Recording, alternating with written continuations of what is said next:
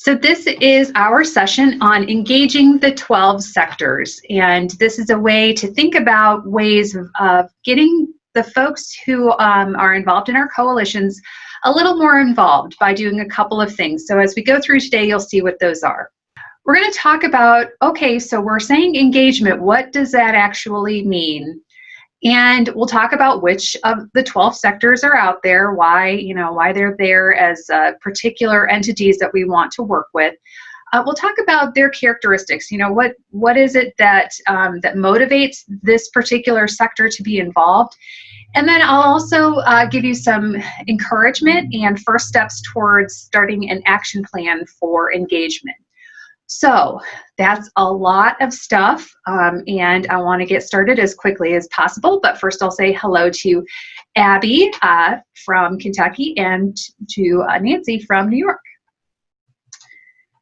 So moving into this, engagement. All right, so this is a word that kind of gets thrown around a lot, and you might have heard or read different definitions. So I went looking to see, what's a good general definition that we might be able to use for this training. And here's one that I found that really spoke to me in terms of ultimately what it's all about. And that is, engagement is the extent to which a person chooses to apply their talent, energy, and care toward any effort. So what I like about that is it's talking about the ability of individuals to put themselves into an effort, into the work that our coalitions do. And it can also mean then that we have to consider this. So if it's about people choosing to be involved, can I make somebody be engaged? Well, no. However, what you can do is provide leadership and good conditions while understanding those barriers that folks have towards making the choice to be involved.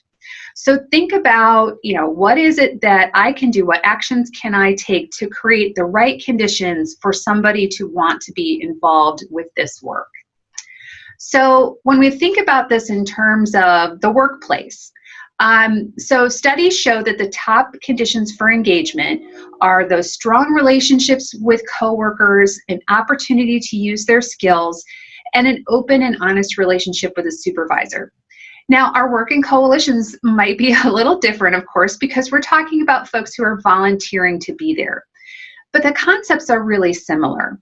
We really still need to try to set those conditions where our coalition members will have good relationships with one another, and where they can use their unique talents or connections or skills, and where they can have a good, honest relationship with the coalition leader to be able to bring all of their talents and all of the things that they have to share with the coalition there.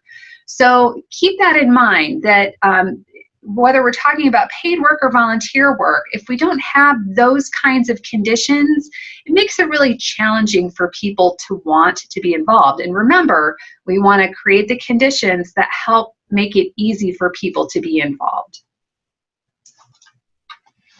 So keep that in mind. Our relationships are at the heart of coalition engagement, and they do take time, and they require some risks in terms of putting ourselves out there, being vulnerable, maybe asking people to do something and we're not really sure if they'll say yes or not. So it can feel uncomfortable sometimes to take the time to do relationship building. But I'll tell you, without it, you're just not going to have a fully engaged coalition. You're never going to have a group of complete strangers who don't really enjoy one another's company come together and be an ongoing, sustainable, effective coalition. So think about relationship building both in a proactive and maybe a reactive manner. So before you need somebody, you want to be doing that relationship building. So all throughout your work, think about how is it that you're connecting with your business community and your media and all of the various sector entities before you might have an opportunity for them to be involved. But you can also use crisis opportunities to build those relationships. So when there are those key events in your community, when something Catastrophic, unfortunately, might happen. And that affords you an opportunity to get to know your law enforcement or your state or government officials or other healthcare professionals. You know, those are times when you can make those connections that later on would help you to invite them into the work of the coalition. So when we're thinking about relationship building, make sure that you've taken some time to think about how those skills that they have could make a difference to the work that you do in your coalition, and how each of you benefits from the relationship. And then what barriers might be there that interrupt or interfere with or disrupt the connection that you're making with those folks. So speaking of those folks, let's talk about which sectors we're talking about. So hopefully these 12 entities all are familiar terms to you, but it may be that you're sharing with this video with someone who's newer to the concept of the DFC sectors. And so this brief review is just to help orient us as we go through the next section. So, you know, we have our 12 sector representatives to help us have a broad community perspective to do our Drug-Free Communities program. And of course, the primary purpose of that program is to establish and strengthen collaboration among communities, public and private nonprofit agencies, and federal, state, local, and tribal governments to support the efforts of community coalitions working to prevent and reduce substance abuse among youth. So if you've done a Drug-Free Communities application, you know goal 1 is about that collaboration effort. And then goal 2 is about reducing substance use among youth, and then over time, reducing substance abuse among adults, because we're addressing those factors in the community that increase the risk of substance abuse, and we promote factors that minimize those risks. So in order to be sustainable over time, you really do need community buy-in, community ownership. So in order to even be eligible to apply for that grant, you need to have community-wide involvement that involves youth, parent, businesses, law enforcement, schools, media, youth-serving organizations, religious and fraternal organizations, civic volunteer groups, healthcare providers, government agencies, and other prevention partners. So all of these entities obviously have a specific role to play in the overall community-wide effort towards addressing substance abuse in youth. So let's talk about engagement by sector. So I was curious ahead of time, and I sent out this poll question ahead of time. So we asked clients prior to this webinar which sectors were the most and least engaged with their coalitions. And I'll go ahead and do my disclaimer before I talk about the numbers. I didn't define engagement, and we got some great feedback from one of you about the fact that engagement looks different at different times of the year with different sectors, so that while sometimes one sector representative might be really, really involved, and other time in the year they might not be as available, so they're not as involved. So we know that engagement can be a somewhat fluid and flexible kind of a dynamic. But just thinking overall, you know, which of these folks are overall most engaged, very often at the table, you know, there to do the work. And so in that respect, these are some of the results that we got. So you can see over on the right-hand side of the graph, our lot of the folks who responded, law enforcement, schools and healthcare were all mentioned as the most engaged. And none of our respondents named these 3 sectors as the least engaged in the work. So I found that interesting. You can see everyone else had, you know, some mixed results in terms of, you know, some folks said parents were the least, and some said that they were the most engaged. So, you know, depending on your individual coalition, you probably have a mixed bag of results like this as well. But it's clear to see that there are some, from our responses, that there are some some of the sectors who are consistently very involved in the work. And so we'll talk about perhaps how we can leverage that consistent involvement to help those folks invite other people in to the coalition. So as we walk through this section, I'm going to talk about some particular characteristics per each sector. And the three basic questions that we're asking here is, what motivates folks who are working or a member of this particular sector, what motivates them to be involved? Then we're going to also ask, what kind of barriers are there for them to participate? And then finally, what can we as coalition leaders do to reduce those barriers to participation? So I tried to organize the sectors as we're talking based on some of the responses that we got from the poll questions. So we'll be walking through those sectors that the responses indicated tended to be less involved. So just in case you have to hop off the call early, hopefully we'll give you some ideas for engaging those sectors that tend to be the least engaged in our coalitions. So let's look first at parents. So parents, what motivates them to be involved in your coalition? Well, they might have a personal experience with addiction, perhaps themselves, a family member. They might have a story from their past that motivates them to be involved to help reduce or prevent substance use or abuse in kids. Of course, they want a safe community for their kids to grow up in. They want to be able to send their kids off to have an overnight in another parent's house and not have to worry about wild parties getting out of control.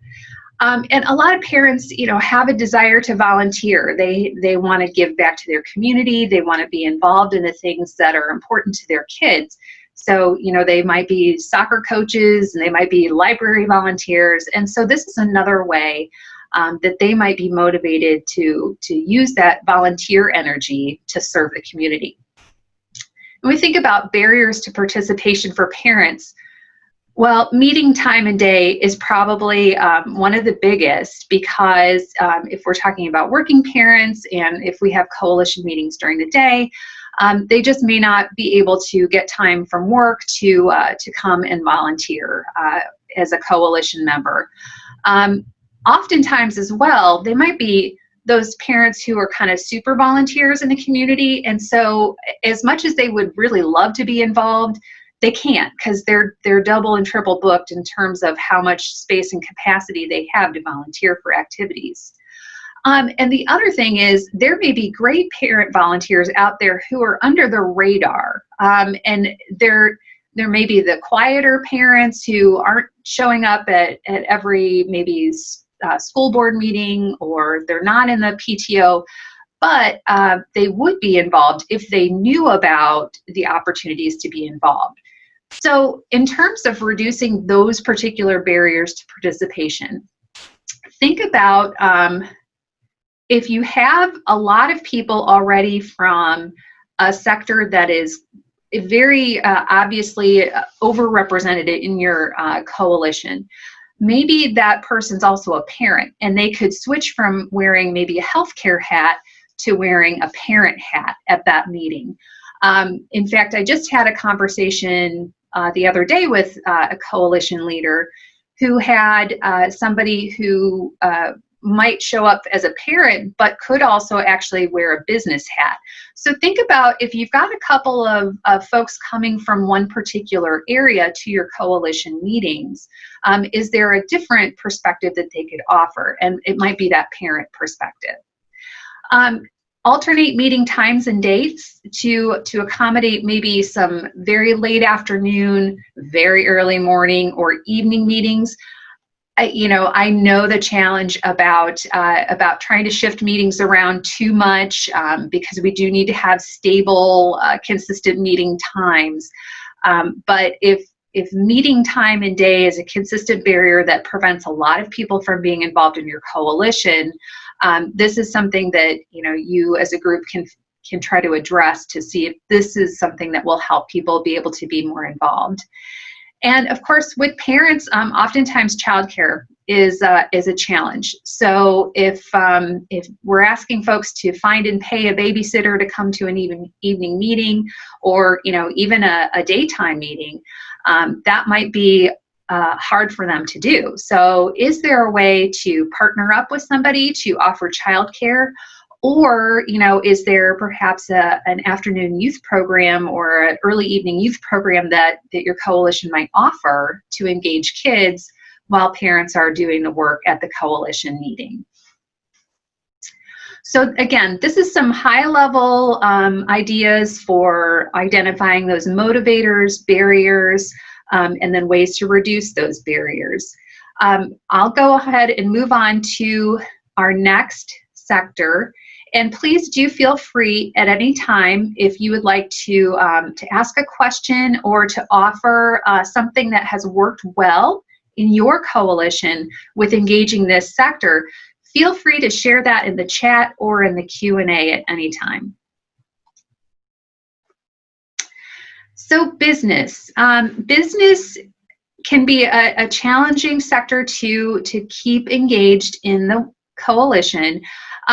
But let's think about what might motivate somebody who's in the business community to be involved with your coalition.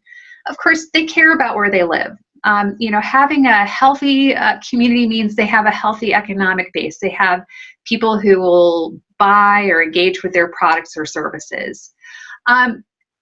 The coalition may also offer them an opportunity for them to raise awareness of their business services. So think about, is there something in there that helps them to tell their story about, why and how they have their services? And I said, a healthy community equals a strong economic base. So what are their barriers to participation? This is going to be similar to a lot of folks where time can be an issue. And of course, for our small business owners who perhaps are, the only one to mind their shop during the day, time is money. So closing shop to go to a meeting just might be challenging for them to be able to make that work.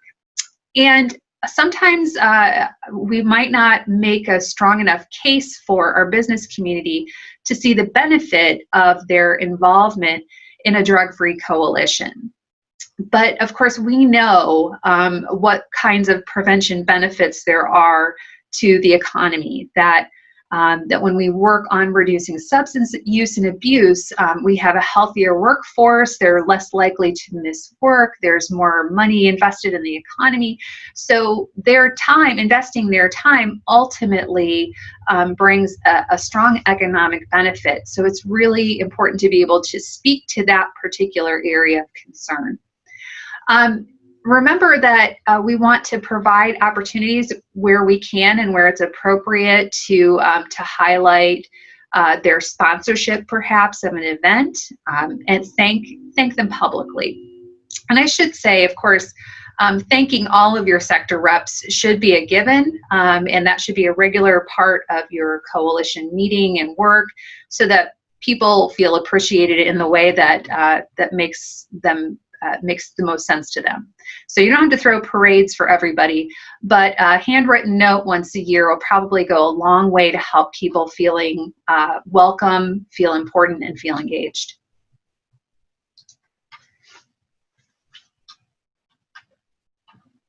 So next I want to talk about two different sectors, but they're similar in some ways. So I included them both on the same slide, and I'll call out maybe what some of the slight differences are between these two. So our civic volunteer organizations, or our religious and fraternal organizations, what motivates them to be involved in the coalition? Well, oftentimes there's a common sense of mission with the work of the coalition, that the organization might have a mission towards making a safer community, and that goes right along with the safe and healthy mission orientation of many of our coalitions. They're also motivated because they're typically groups of volunteers who are organized around a service-oriented mission. So we're talking about people who don't have to be in those groups, but choose to be in those groups in order to experience sense of joy and fulfillment and well-being through participating in those particular groups. So in terms of thinking about what might their barriers be to getting involved with your coalition, for a civic or volunteer organization, it might be that they're a local chapter of a national organization, and they may have a national mission focus. So some civic organizations have youth child abuse as their particular issue that they're organized around. And so in terms of providing funding or involvement, they may be a supportive partner in the community, but they may have just a slightly different priority based on what their national organization has created them to be. And remember, of course, these groups are also volunteer-led as well. So, so they're relying on people to volunteer to show up to these organizations in the same way that our coalitions do.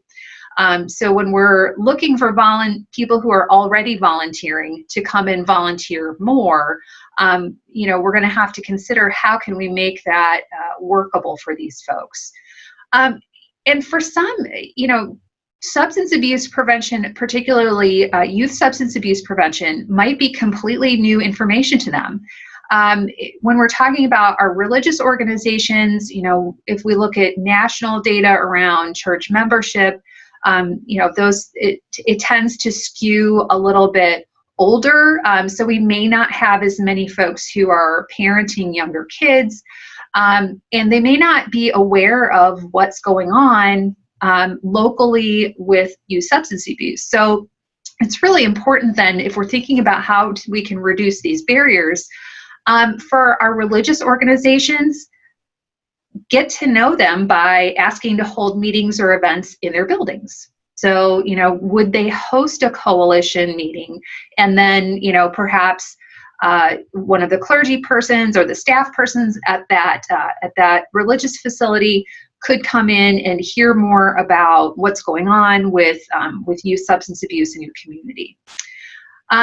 Try to find those civic organizations or their volunteer organizations that are organized around supporting youth and who maybe don't have a restrictive type of a mission focus. And whenever possible, you know, look at your overall community calendar, schedule your meetings and events so that they're not in conflict and they're not competing with similar events or other volunteer events that these groups are putting on. You know, the idea would be to maximize opportunities for people in the community to experience a lot of different opportunities for involvement. And I'm sure we all know, you know, that when you have 3 events from 3 different organizations scheduled the same weekend, people feel kind of drained by that. So it's a great idea as you're thinking about your planning for the year. Get out your community calendar, you know, check all the various weekend events, you know when your Rotary Club or your Kiwanis Club meets, and see if you can find a way to use those to schedule what you're doing so it provides more opportunities for people to be involved. Our youth. Boy, it was interesting because we had some folks who responded to our survey about engagement, and some of them said youth are most involved, and some said youth are least involved. So this is, as I said, a mixed bag in terms of whether or not our youth are there and engaged. So we think about youth, you know, what's a motivator for our youth? So it could be a personal connection, just like we were thinking with parents. Parents may have had a personal experience with addiction. And, you know, kids may have had a personal experience as well, either with a family member who has who's experienced addiction, or perhaps they've seen a friend make some choices that that they didn't think were good choices.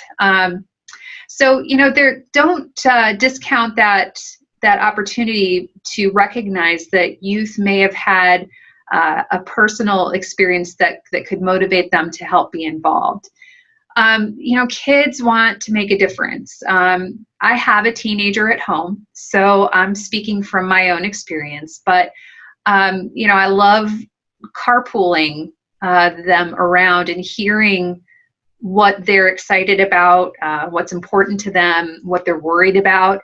And they really do want to make a difference in the world. They want to make a difference in their communities.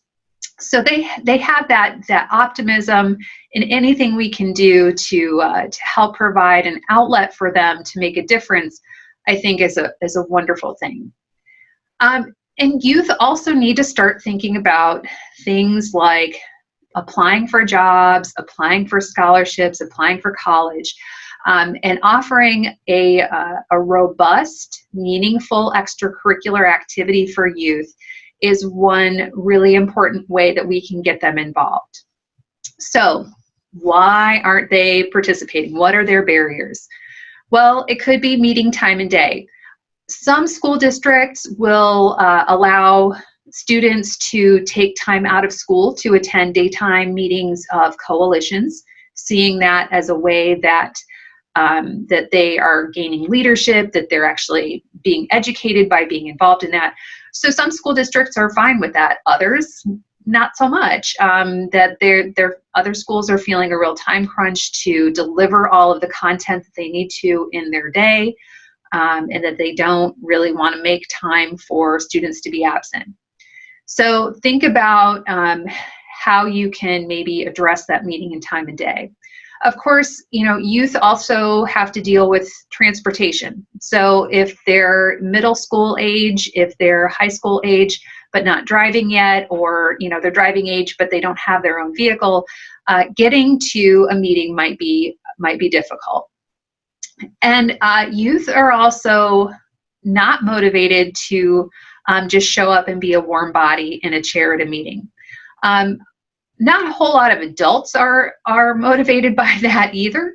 So the opportunity for them to be there at your coalition should be a meaningful one. They should have real work to do, not busy work.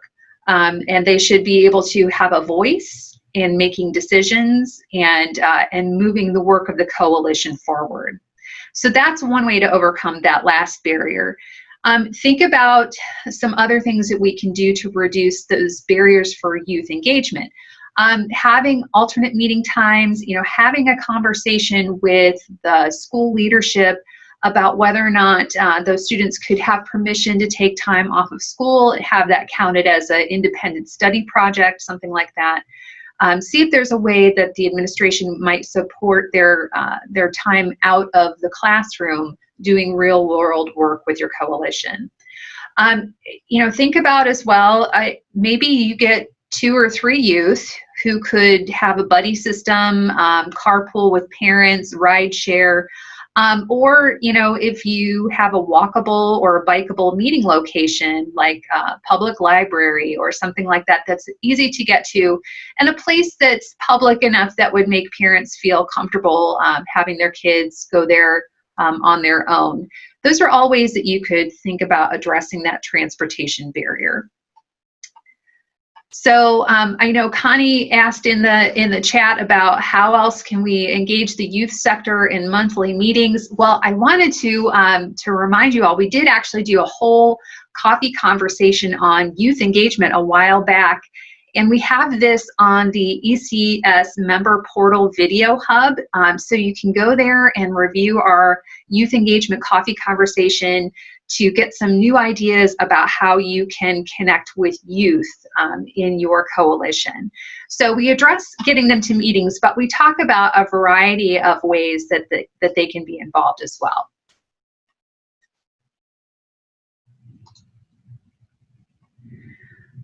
So moving on from youth into media, which somehow seems connected in a way. I'm not sure why. Probably because of all of the social media access that our teens have.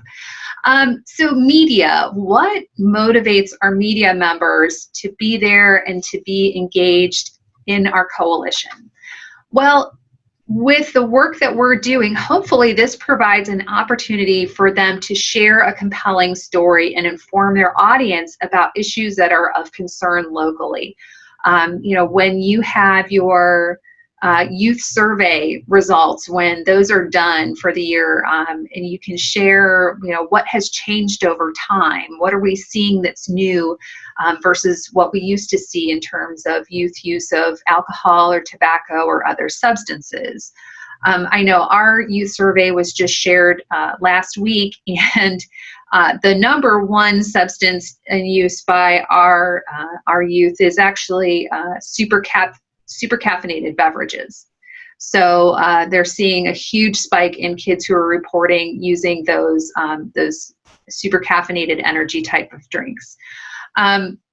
So think about your media in terms of what their barriers to participation might be.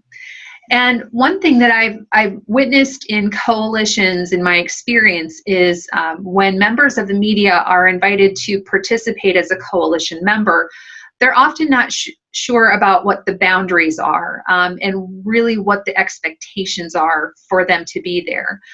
Sometimes they may assume that they're there in a reporting function, or that they're expected to be there in a reporting function, as opposed to a knowledge and skill sharing function. So that's something to consider in how you make the ask of your media representative. So make your specific asks in terms of what you're looking for them to do as a member of the coalition. So, in your coalition involvement agreements, this may be spelled out, or if you have position descriptions for particular subcommittees, our media folks hopefully are good at helping to craft communication messages. They may be able to introduce people because they are present in so many different areas in the community for various reasons. They may know about connections and people and resources that we hadn't heard about yet. So think about them in terms of communication subject matter experts. How can they help us to make those messages work really well, and how can they help us to make connections with other parts of the community? Involving them in events, making sure that that our media folks know about what's going on. Hopefully they're never feeling in the dark about what's going on with our coalitions, and they have an opportunity to be involved in those. So it's just a couple ideas of how to help those members of the media who are supposed to be involved in your coalition overcome some barriers to participation. As we're talking now through our last few sectors, and thinking about motivating our state, local, tribal government folks, what is it that might motivate them to be involved? Well, these are folks who have signed up to serve the community through developing and enacting law and policy. And this is one way that they help create safe and productive communities. Their barriers to participation. They might feel pressure to be a person who makes a policy thing happen or makes something happen legislatively.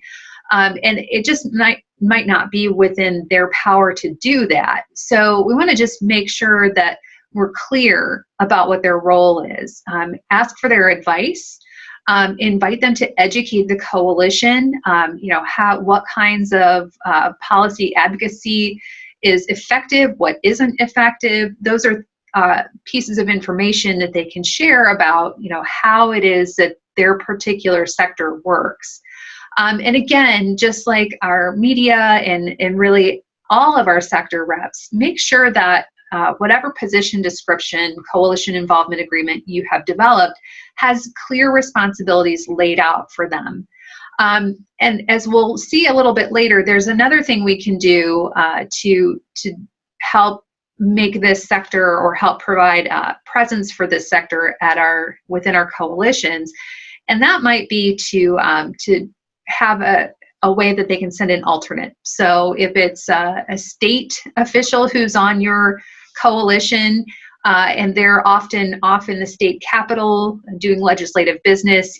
They may have a local office rep that they might be willing to send to take notes, to share information, to provide resources, and to make connections again.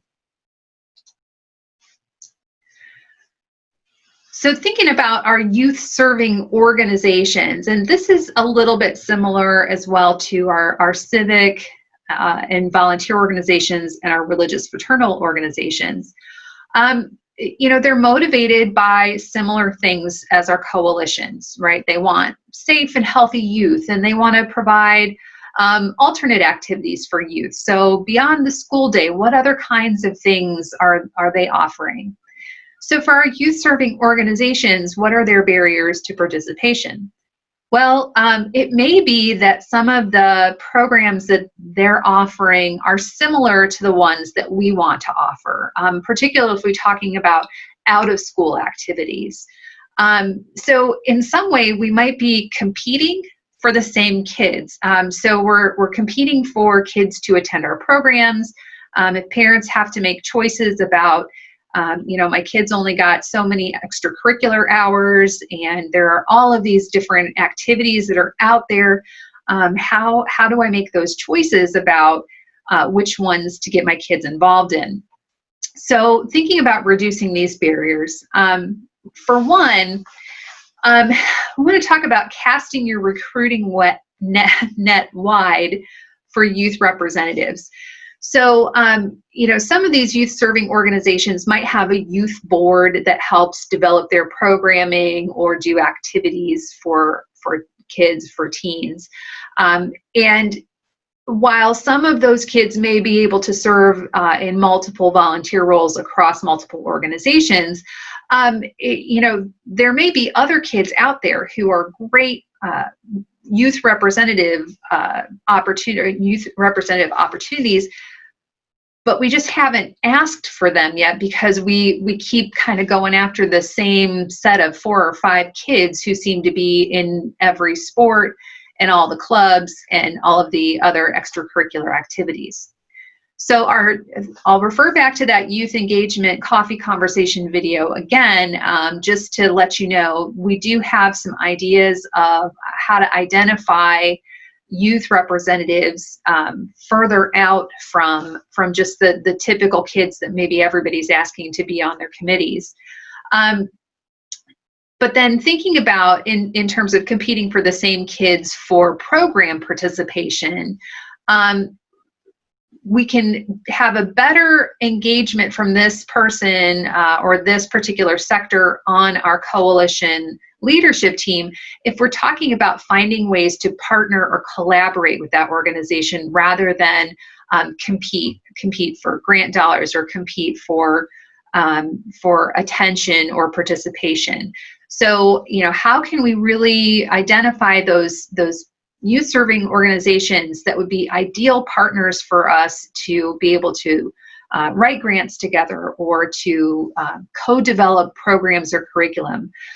There are really lots of ways that we can think of to collaborate instead of compete, and that can help reduce those barriers to participation.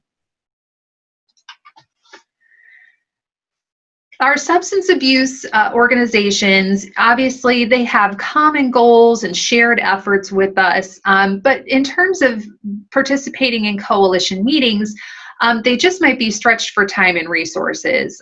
Often, there are an ever-growing number of nonprofit organizations and groups out there, and sometimes it seems like it's still the same limited number of volunteers and money. So these folks may be stretched for time and resources to be able to come and set aside what they're currently doing in their work to be involved in the coalition work.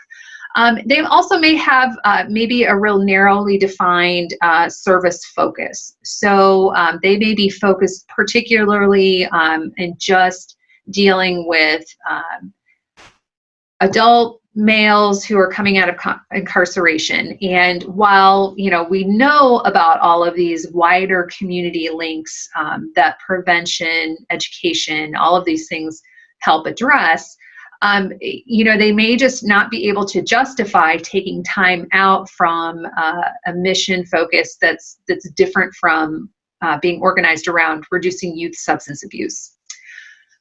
So thinking about ways that we can reduce those barriers. So just like we were talking about with our youth serving organizations, with our substance abuse organizations, how do we find easy ways for us to collaborate so that when that person's at the table at your coalition meeting, it's very clear about how it is that we are going to share our resources. Maybe we can think about ways to share staff time over common issues, collaborate across different boundaries in order to write grants, or maybe co-brand an event together.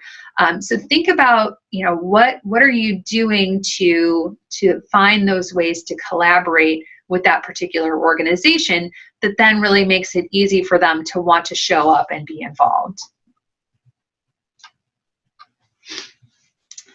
Our schools. So our schools tend to be, as we saw in the results, they tend to be pretty engaged.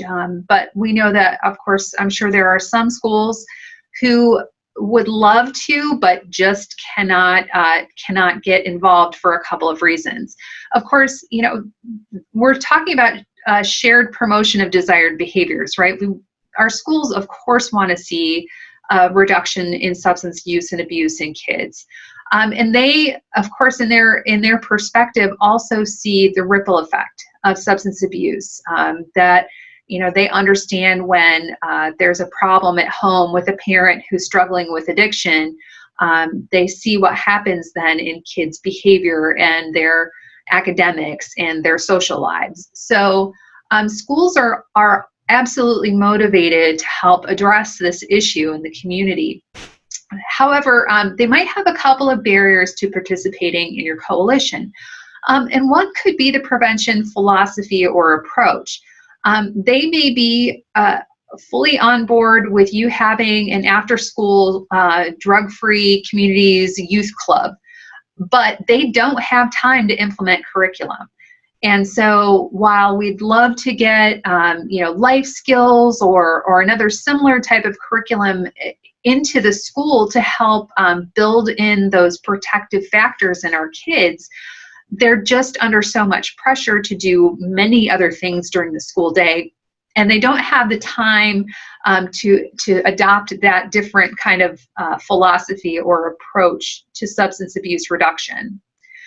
So celebrate whatever kind of initial relationship you can develop with your school. If it's them helping to support your efforts outside of the school by, sending home flyers about alternate events or providing space for an after-school meeting, that's great.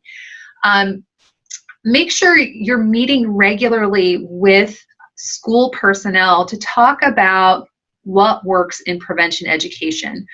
So it means keeping yourself on top of the latest and greatest information about what kinds of things are really effective. And particularly if you've been at this for a while and you can show that your activities as a coalition have had an impact on bringing down those 30-day use numbers, that's information that your school needs to have to help them make those informed choices about what kinds of prevention activities they'll get on board with. And so I think they also are, of course, going to have the same kind of time crunch that other folks have doing meetings during the day. So if if your coalition meeting is not on site at the school, that can sometimes be a challenge for them to get to those meetings. So, alternate meeting times and dates. I think that's something that each individual coalition really has to figure out in their own community on, how do we figure out the right time that engages the most people in the most effective way. Schools, all of these more formally organized groups like schools, like law enforcement, like government, think about having an alternate. So if your main school sector rep is not available to come to one meeting, it doesn't mean that they have to completely miss out. Can they send another representative? Is there somebody else that is willing to come and participate and get that information back to that person? But they have a lot to offer in terms of access, resources, knowledge and awareness in the community. So a lot of us are experiencing schools as very engaged. And for those of us who are not quite there yet, I think there's some really easy ways, or hopefully some starter ways that you can get them on board. Last two, we're going to wrap up here with law enforcement, and our last one is our healthcare professionals. Of course, our law enforcement, they're on the front lines of a lot of the drug crimes, and so they get it. They're connecting with the mission. They would like to see a reduction in substance abuse. So they're here to help promote community safety and well-being. So they're motivated by an opportunity to do that. So when we talk about getting them to be in meetings and to be an active participant, that's the kind of thing that we want to talk about in terms of motivating them to be there. Their barriers to participation are similar, I think, in some ways to a lot of others. Availability can be a challenge. So for folks who are on call, a lot of the time, they might be at a meeting and have to get up and go. And sometimes our law enforcement might also be a little less prevention focused, because they're more on the, they have to spend a lot of time catching people and dealing with the aftermath. So while they have an overall agreement, I'm sure, with the idea that prevention is key to preventing the problems that they see and have to deal with, their time and how they're allowed to allocate that time might not line up exactly with that knowledge. So again, with our law enforcement, if you have the sheriff on your coalition and that person is able to send an alternate to attend meetings when he or she can't be there, that's a way to reduce that barrier to participation. And continuing to educate, just like we did with our schools, about how much substance abuse prevention has better, bigger results down the line for reducing crime and making, hopefully, their jobs a little bit easier and the community a little bit safer. Anytime we can get in front of our law enforcement community to share that information and to hear from them, hear their stories about what they're seeing, so that we're continually making our services and outreach better, the more that barrier to participation is reduced. So lastly, this was another sector that everyone who responded, or most people who responded, said, yeah, they're pretty engaged. We didn't have anybody say, nope, healthcare isn't engaged. Healthcare professionals, they got in this to help do what they can to make sure there's a healthy population. So in terms of what their barriers are, of course, once again, availability and time. They may be already in a bunch of other community health-oriented meetings, or on a whole bunch of other community health or oriented types of panels or organizations, or there's just often a lot of pull, particularly we're thinking about folks like health department folks. There's so many different demands on their time. And with our healthcare professionals, in the same way that our law enforcement might have more of a recovery or a response focus, healthcare might be more treatment focused. And so helping to address how healthcare professionals can be involved from the prevention standpoint is really, really important. So if you can get in front of your professional organizations to talk about the role of prevention and how the work of the coalition is really going to support and address that, that's great. So we could also maybe take our show to them, host meetings at our healthcare facilities to make it easier for them to get over to see us. ways of thinking about how those individual sectors might be motivated and for you to create the environment or the conditions that make it easiest for them to be there and be involved. So I would encourage you to think about how you might come up with an engagement action plan. So if you've got members who are very involved, they attend regularly, they're showing up at your events, ask them to be the ones to share with others what motivated them to be involved.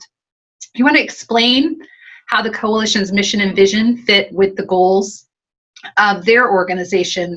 And so do your research. You might need to look up, what is the mission of the Rotary Club, or what is the mission of your local professional organization or civic organization.